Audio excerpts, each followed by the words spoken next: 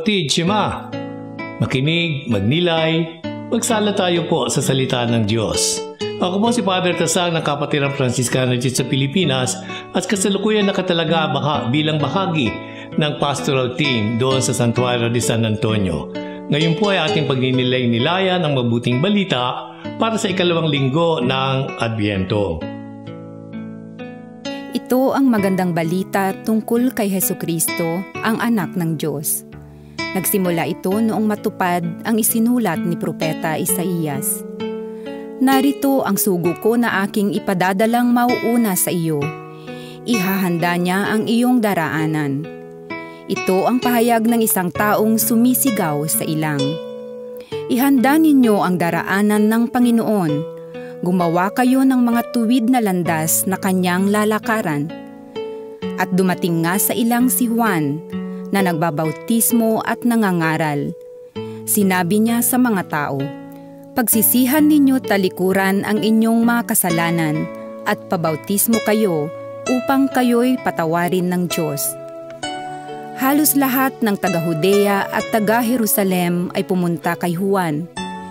Pinahayag nila ang kanilang mga kasalanan at sila'y binautismuhan niya sa ilog Jordan. Hinabing balahibo ng kamelyo ang damit ni Juan at balat naman ng hayop ang kanyang sinturon. Ang kanya namang pagkain ay balang at pulot-pukyutan. Ito ang ipinahahayag niya sa mga tao. Ang darating na kasunod ko ay higit na makapangyarihan kaysa sa akin. Ni hindi ako karapat-dapat yumukod at magkalas man lamang ng tali ng kanyang sandalyas. Binautismuhan ko kayo sa tubig, ngunit babautismuhan niya kayo sa Espiritu Santo. Hindi na po lingid sa ating kalaman ngayong unang linggo ng Disyembre. I'm sure marami na sa iyong ayos na ang inyong mga palamuti tungkol sa Pasko. Dumatal na ang Pasko sa inyong mga tahanan. Ito naman po sa ating lipunan ay makikita natin, October, November, puspos na ang Christmas season. At yan po nakikita natin higit sa maraming mga bazaar, sa malls, at dito natin pil na pil ang aga-aga pa ng November ang diwa ng Pasko. Ang pinakadiwa po ng Pasko na sumasagisag sa ating kalimitan ay ang larawan ni Santa Claus. Sino po ba si Santa Claus? Larawan po siya ng kasaganaan. Kung saan makikita mo siya talagang busog na busog, ganun din siya balot na balot ang kanyang damit, ng kanyang katawan at sa kanyang kalusugan at katabaan. Parang he is bubbling with joy sa gisag ng kaligayahan ng Pasko. Ngayon po ay ikalawang linggo ng Adbyento. Kakaibang figure ang binibigay sa atin ng simbahan upang higit pang maging makabuluhan ang ating pagdiriwang ng Pasko. At yan po ay ang larawan ni Saint John the Baptist. Kung sino si Santa Claus, hindi yun si John the Baptist.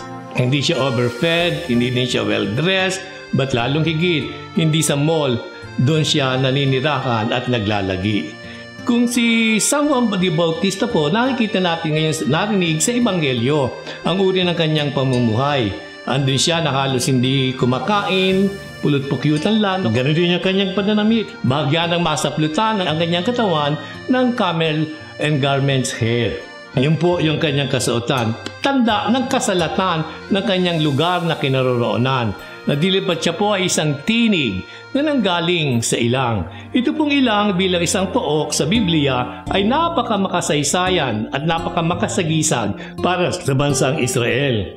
Nung po sila naglalakbay mula sa kailipinan sa Ehipto hanggang sa kalayaan patungo sa lupang pangako, ito pong desert experience was the spiritually renewing experience sa kanilang mga ninuno. Bakit? Dito po nila unang naranasan ng intimacy and providence and generosity ng Diyos, which otherwise they have not experienced when they were in the abundance of material things in Egypt. Ba't hindi lang yan? Hindi sila napalapit sa Diyos, but lalong higit, namulat sa kanila na sila palang 12 ay nag-iisang bayan. Magkakapatid pala yung kanilang mga ninuno. They belong to one tribe of Israel. Kaya ano pong mensahe sa atin ni Juan Bautista ngayong ikalawang linggo na ang Adbyento? Ito po ay ilang beses inuulit sa atin yung sinasabing pagbalik loob sa Diyos. Repent, for the kingdom of God is near at hand. Ano ibig po sabihin natin ng call to repentance? Yung pong call to repentance ay may double signification. Ang una ay yung pagbabalik loob sa wikang Tagalog, iisa lang salita. Pero dalawang proseso ang na-involve po dyan. Yung pagbabalik loob sa kaisipan muna. At bago pagbabalik loob sa kaisipan ay siyempre dapat itong magbunga ng panibagong ugali at panibagong buhay. Yung po yung double signification, a change of mind and a change of behavior. Lamang kapag sinabi po nating repentance, parang nauuwi lang ito sa pangungumpisal, pagpiling ng guilty ka, at saka nagumpisal ka. Kapag yan po ang ating agad sinumagi sa ating isipan, nawawala na kaagad yung change of behavior. So hindi ka takataka na ulit pa rin tayo ng ulit ng ganung mga pagkakamali at pagkukulat kasalanan sa Diyos na lahat naman nakukumpisal. Wala yung commitment to change because of a change mentality would mean also a change behavior. Ang isa pong nakakatakot kasi niyan dahil inisip natin na tayo mga binyagan, mga Katoliko na, medyo meron tayong feeling na hindi na kailangan natin ang pagbabago. Ang pagbabago po ay isang proseso na walang humpay na ating dinadaanan bawat sandali ng ating buhay. Sa Biblia po, ang salitang pagbabalik loob o metanoia ay literally, ang ibig sabihin ay 180 degrees turn. Yung talagang pagtalikod mo sa isang bagay na dati mong hinaharap at pinahapahalagahan. Kaya ang 180 degrees turns, ano ba yung lumang buhay? Ang lumang buhay po ay isang buhay na nakatuon sa sarili. Kapag nakatuon ang buhay mo sa iyong sarili, talagang hindi mo malalaman na mauuwi ka sa pagiging materyoso. At pagiging materyoso, eventually you'll become consumeristic, and with consumerism, you become greedy. Hindi mo na nakita na ang diwa ng buhay ay sa pagbabahaginan sa halip na pag-aangkin na iyong inuugali sa lumang pamumuhay. So this is what it means to respond to John the Baptist. Ang isang buhay na nakatuon na sa Diyos, hindi sa sarili. Ang isang buhay na nare-recover yung spiritual vocation rather than its material dimension.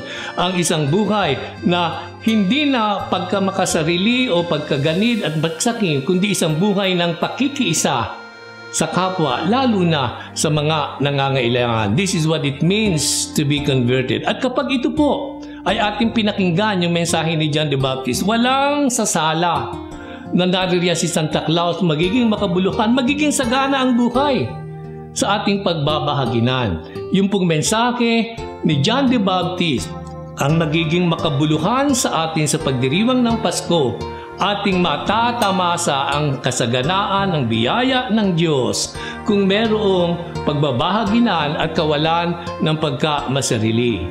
Kaya mga kapatid, kung gusto po nating maging makabuluhan ang ating pagdiriwang ng Pasko, hindi lang ito dapat nakasalalay sa kasaganaang sinasagisag ni Santa Claus, but lalong higit sa kagalakang dulot ng pagbabalik loob sa Diyos at pakikipagkasundo sa kapwa.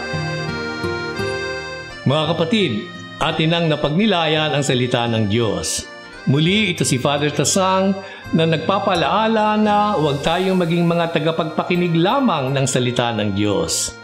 Isubuhay natin ito at ibahagi sa ating kapwa.